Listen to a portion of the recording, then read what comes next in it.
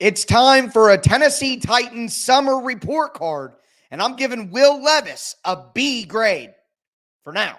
I'll explain why on today's edition of the Locked On Titans podcast.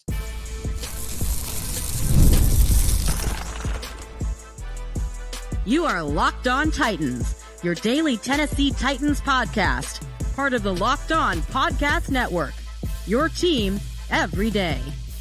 Welcome to the Locked On Titans podcast. I am your host, Tyler Rowland. Titans fans, today's edition of the Locked On Titans podcast is brought to you by FanDuel. Make every moment more. Right now, new customers get $200 in bonus bets with any winning $5 bet. That's $200 in bonus bets with any winning $5 bet. Visit FanDuel.com/LockedOn to get started.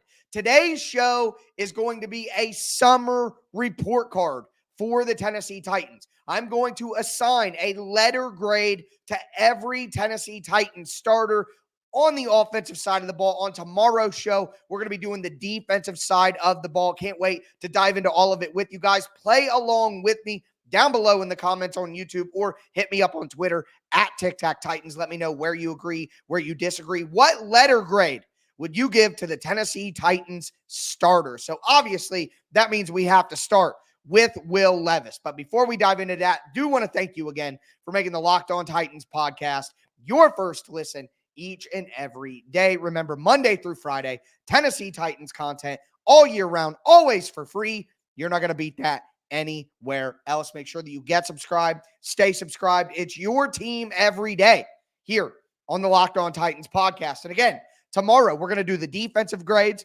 Then the last 2 days of the week, we're going to be looking at what level of starter are all of the players on the Titans roster. I got some great stuff coming your guys' way. We're going to do AFC South week next week, where we look at the Titans compared to their AFC South division rivals. I'm going to look at what those teams have done this offseason. But with that being said, we are going to start, of course, with Will Levis.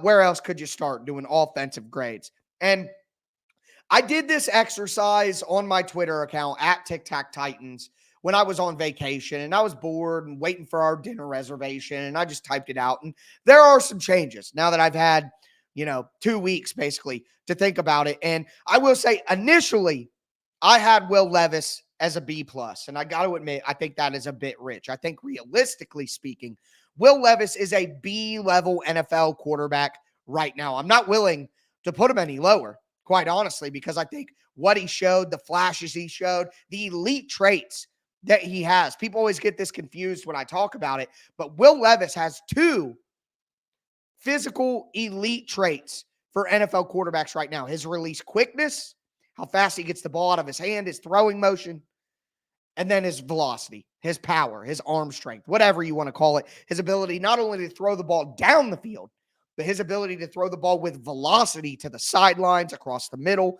All of that has to be included in arm strength. And to me, I'm still not willing to go less than a B. I think that Will Levis is a B. I think that's more appropriate right now than a B+. But here's what I will say. I think that Will Levis can be an A- by the end of the year. Like, I think he has that ability with the better supporting cast, with the better offensive coaching at his back and in his ear. Like, I think Will Levis can set, and the way I'm thinking about this is, an A+ is elite. That's top 5, maybe top 10, definitely not any further than top 10. You're talking about the top 10 players, top 5 players at that position in the NFL. And I don't think that Levis is going to be able to make the jump quite there. But an A-, we're talking about, for quarterbacks, I'd say top 5 is A+, top 10 is A, top 15 is A-, and then, B+. So to me, I think that Will Levis can get to that A- mark of being 15 to 10. Okay. And of course, I mean, there's the potential to go even higher than that and be a top 10 quarterback in the NFL by the end of the season. But I think realistically speaking, we could see Levis take a big jump into the top 12, which I would still give him at about the A- mark. And remember, for quarterback, the grades are going to be a little different because there's only one quarterback out there. So that means you're talking about 32 starters and then backups. Whereas think offensive tackle, there are 2 on the field. So now you're looking at 64 different guys. So the grades do move a little bit. The curve, I guess, does move a little bit based on the position. But at quarterback, again, I'm giving Will Levis a B right now. I think he can move all the way up to being an A-. And if things really, really go well, we could potentially have a top 10 quarterback in A on our hands. But again, I think that on the scale of things that are likely, I think A- is endlessly more likely than being a pure dominant A player. But let me know your grade for Will Levis right now. Again, I'm going with a B. I think that's only fair. Levis is a 15 to 20 range right now. I think would be a fair place to put him. I think later in the summer, I might actually go through and rank, top to bottom, the players in the NFL and where I think the Titans players fit in that. Let me know down below if you'd be interested in a conversation like that. For running back, some people kind of came after me a little bit for this. I have the Titans running backs as an A-. I don't care who you choose. Tony Pollard, Tajay Spears. I think they're both A-. I think that they're both top 20, top 15 running backs in the NFL. Like, I don't really care who you pick there, who you want that to be. I think they're an A-. And I think that we could be looking at it as an A level. Tony Pollard was way better in the second half of last year after he, came off a broken leg. So he was much better in the back half of the year. And last year, Tajay Spears was a rookie who was behind Derrick Henry in a bad offense with a bad O-line. I think that Tajay Spears is one of the more underrated players in the NFL right now. I think that Tony Pollard is going to get back to his 2022 level. I don't think it's crazy to say that the Titans have 2 A running backs by the end of the year. But for right now, I'll go with an A- for both those running backs. Again, though, that's one of the ones that I put A originally. I'll tone it down just a little bit, with the Tony Pollard coming back. Can he get back to that level? Tajay was a rookie. A lot of it's projection. But I'm not going lower than A-. I believe in these running backs. And there's 2 of them. I think it's pretty simple. They're both A- with the ability to be even better. So with a better O-line, more opportunities for Tajay Spears, Tony Pollard being healthier. Again, that's why I'm so high on what Will Levis can do because of what they put around him and the players that he has around him on offense. And that includes both those excellent running backs who may not be Christian McCaffrey, but the running back scale, there's probably, 25 or so that are A- or better. And I definitely think the Tennessee Titans have 2 of those. So we're going to talk about wide receiver, tight end, the offensive line. And I think the Titans have 2 A wide receivers, or A-. And not everybody agrees, but I don't care. So I'll explain why I feel that way and give you the rest of my grades. Before we do that, though, do want to let you guys know that today's episode is brought to you by FanDuel Sportsbook. Look, guys, it's summertime. That means baseball, the NBA Finals, the golf. Did you guys see the U.S. Open? What an incredible performance from Bryson DeChambeau. I mean, incredible. And you can bet it all on FanDuel Sportsbook. Right now, new customers get $200 in bonus bets with any winning $5 bet. That's $200 that you can use to bet on everything from the Finals MVP to who's going to hit one out of the park. The Mavs play the Celtics on Monday night. You might be listening to this on Tuesday morning. That series could be over. But if it's not, Dallas is winning in Dallas in Game 6. So, right now they're like plus 200 or plus 220 to win Game 5. I might take a look at that. I know, again, a lot of you are probably listening after that's over, but I'm interested here. I would love to see the Mavericks come back from down 3-0. But make sure that you visit FanDuel.com/lockedon and add a big win to your summer bucket list. FanDuel, America's #1 sportsbook.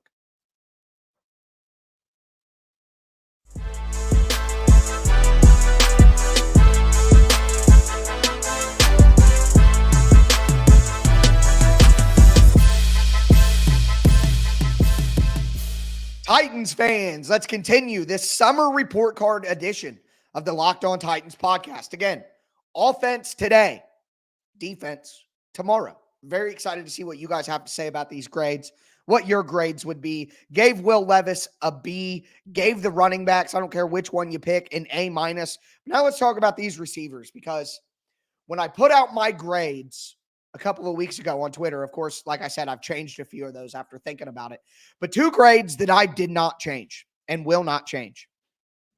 I have the Titans with 2 A minus wide receivers. 2. All right. I'll explain why before I do. Thank you guys again for making the Locked On Titans podcast your first listen each and every day, Monday through Friday. Tennessee Titans content all year round, always for free. Make sure that you get subscribed, stay subscribed. It's your team every day. But I have said over the last few weeks, and I feel very good about this opinion, but I think Calvin Ridley is wide receiver 1.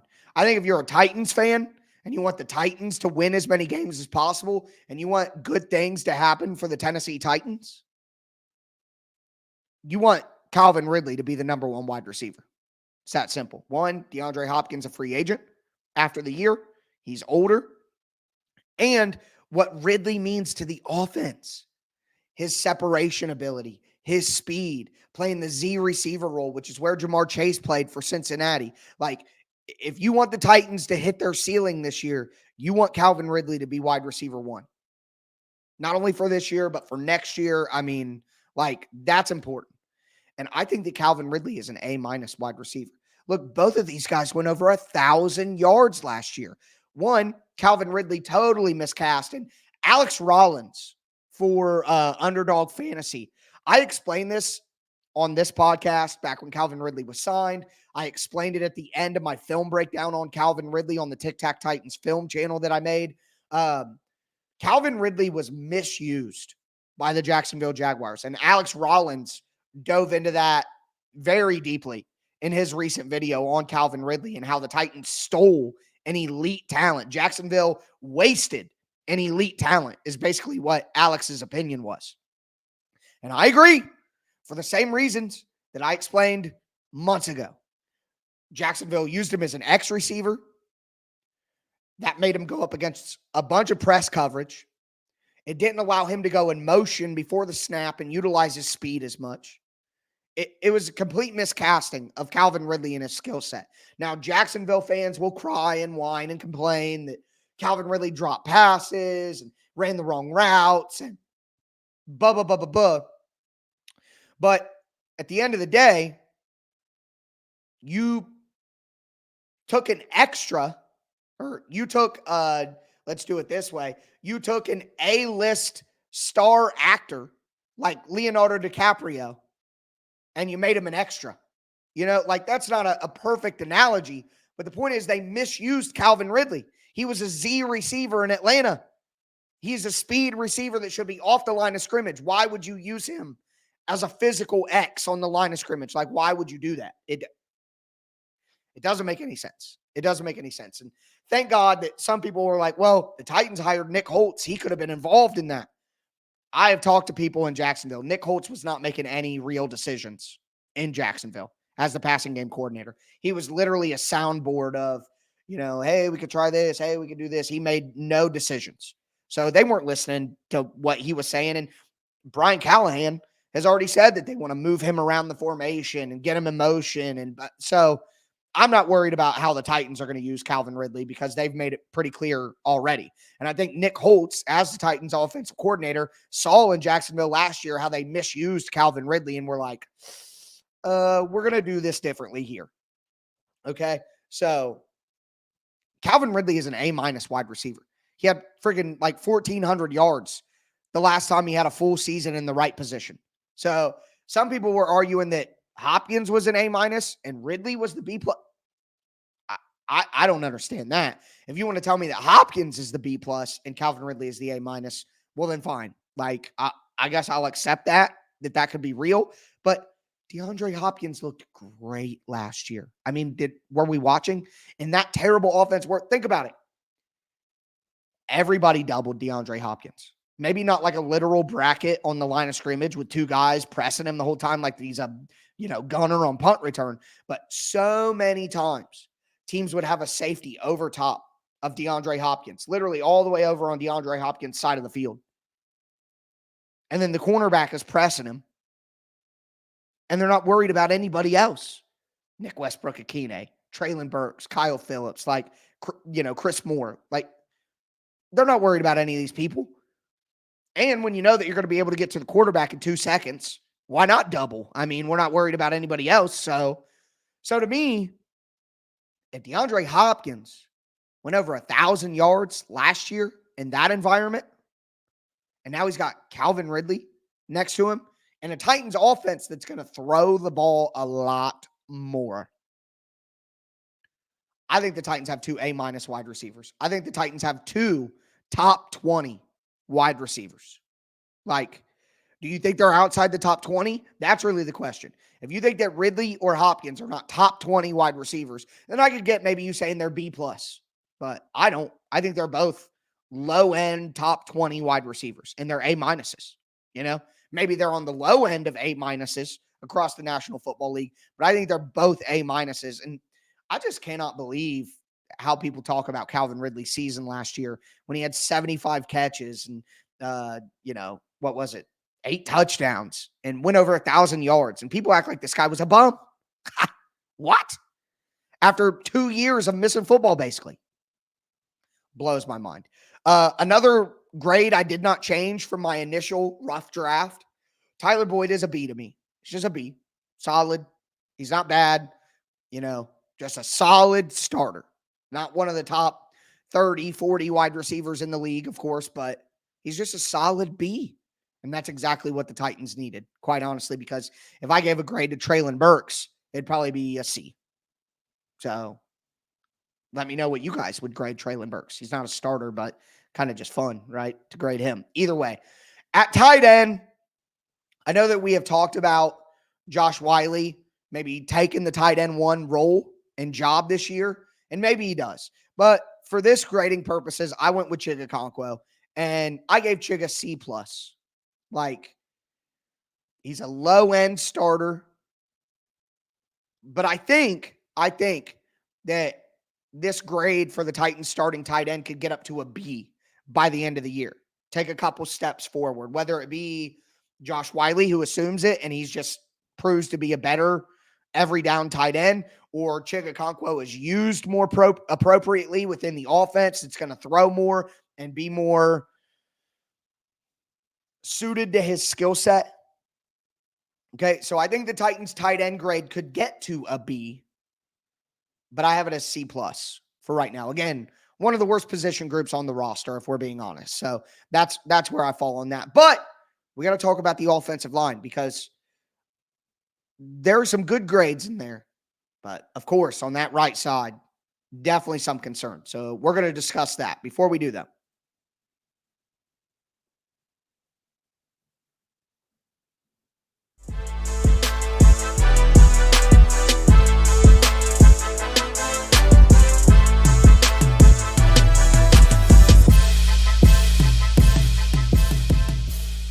Titans fans, let's cap off our offensive report card, summer report card for the Titans, giving grades to every Titan starter. Excited to see what you guys have to say about these grades and what your grades would be down below, or hit me up on Twitter, of course, at TicTacTitans, and let me know. But we got Will Levis as a B, Tony Pollard is an A-, Calvin Ridley and DeAndre Hopkins is an A-, Tyler Boyd is a B. Now we're going to get into the offense on Chig Okonkwo as a C+. Room to grow, of course, in all these grades, but that's where I'm at right now. We're going to talk offensive line. Before we do, though, thank you again for making Locked On Titans your first listen each and every day. Do want to remind you that Locked On has launched the first ever national sports 24/7 streaming channel. It's on YouTube, and now it's also available on Amazon Fire TV and the free Fire TV channels app. It's called Locked On Sports Today. It's here for you 24/7, covering the top sports stories of the day with local experts from Locked On. Plus, you get coverage of every single major league from our national shows like Locked On NFL, Locked On NBA. Find Locked On Sports Today, now available on the free Fire TV channels app. But I'll start with J.C. Latham. So right now, rookie, starting left tackle, transitioning from right side to left side. I got to give J.C. Latham a B- right now, a B-. But I think, and initially I had a B on him, but that seems a little, probably best to start it lower. But I think that Latham could get up to like a B+ by the end of the year. Like, I doubt that he'll be able to crack into, the top 10 left tackles in the NFL. But, I mean, imagine if J.C. Latham was a top 15 left tackle as a rookie. I mean, that would be incredible. What a coup for the Titans to be able to find that guy with the second offensive tackle off the board, transitioning from right tackle to left tackle. Think about that. So right now, I'm going to go with Latham as a B+, but I think by the end of the season, or a B-. By the end of the season, that could be a B+. So B- for Latham now. I think he's going to be better than a C-level player, which is someone who should be replaced, quite honestly. But I think B- is fair with big room to grow. Now, Peter Skoronski. I think Skoronski might be at the same level, but not being a rookie, having the opportunity to get bigger and stronger going into year 2, not having to deal with the draft process like Latham has. I gave Peter Skoronski a B. Now, I had him as a B+ in my initial rating, but realistically, that's too rich for what he showed, and what we saw last year. Okay, that's too rich. So just a B-level grade, but I think Skoronski by the end of the year could be an A- level player. I think he could be a top 10, top 15 guard in the entire NFL. Like, I think he could be that good, especially with a better center and a better left tackle next to him than he had at any point in time last year during the season. So to me, I'll go with a B- for Latham, a B for Skoronski, and I'm giving an A- to Lloyd Cushenberry. Man, I saw recently that somebody did a center ranking and they had Aaron Brewer over Lloyd Cushenberry. What? What? What are we doing? Who's in charge? What? Can I speak with a manager? Like, what in the world is happening?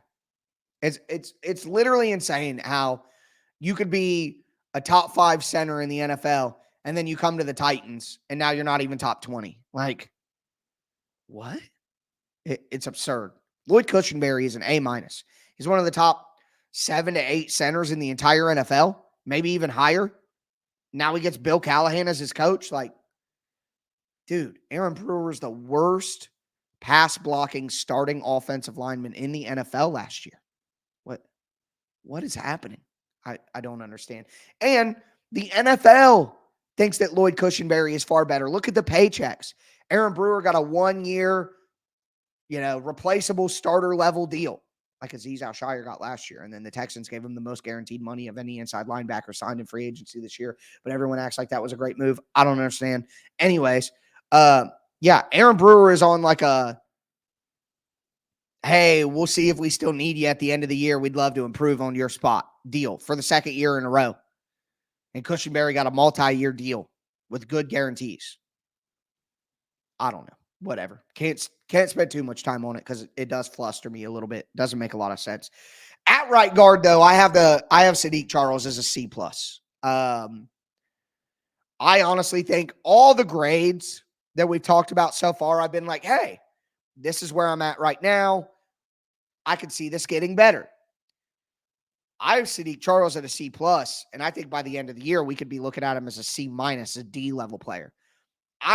Sadiq Charles may be the favorite to be the starter at right guard, but I don't think that Sadiq Charles is a long-term starting right guard. Like, the Titans are going to be looking for interior offensive linemen next year in the mid-rounds or late rounds of the draft to come in and compete. Like, I'm just not as high on Sadiq Charles as seems like the team might be, up and down, miss some time, I mean, there's a reason he was available and got a minimum contract. There's a reason. So I don't think you can make that anything more than a C plus right now. Just replacement level starter. At right tackle, I'm going with a D right now. I don't trust NPF. I don't trust Leroy Watson or Garon Christian or Jalen Duncan or any of the options. I'm going with a D. Needs replaced immediately. Now, if NPF comes back, he's healthy, and Bill Callahan truly does get the best out of him, I think it could be like a C plus. You know what I mean? Like, I think that's where it could be. But regardless of what happens this year, good or bad, I think the Titans need a new right guard and right tackle next year, and they're going to be looking for him. So there's no way I could give high grades for the right side of the offensive line. No way. But with that being said, again, tomorrow we're going to do defense. Can't wait to dive into that with you guys. Some big grades on defense, but some bad grades too. Like some bad grades. But with that being said, that is going to do it for me today, folks. As always, I am your host, Tyler Rowland, and this was Locked On Titans.